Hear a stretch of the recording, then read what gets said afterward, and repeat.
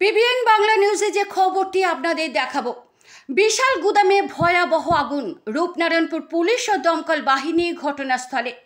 আজ 14 জুলাই 2025 ভোরবেলা রূপনারায়ণপুর রেলওয়ে ব্রিজের কাছে আলহাতি মোড় এলাকায় রায় ট্রেডার্স নামে একটি বিশাল গুদামে ভয়াবহ আগুন লাগে।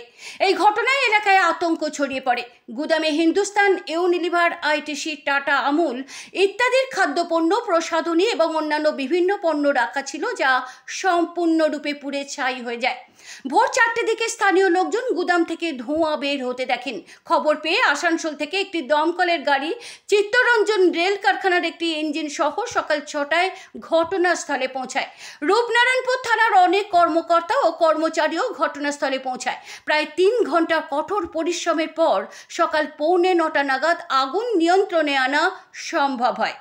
আসানসোল দমকল বিভাগের উপ অফিসার তাপস ঘোষ বলেন, এই ধরনের গুদাম নির্মাণের জন্য দমকল বিভাগের অনুমতি নেওয়া বাধ্যতামূলক।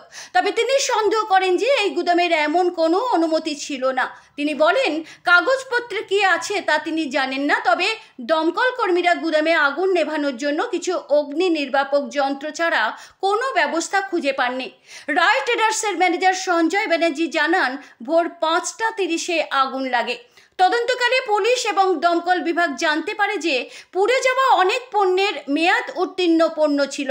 এ বিষয়ে জানতে চাইলে ম্যানেজার সঞ্জয় ব্যানার্জি সাংবাদিকদের বলেন, এই কারণেই মেয়াদ উত্তীর্ণ পণ্য পাওয়া গেছে।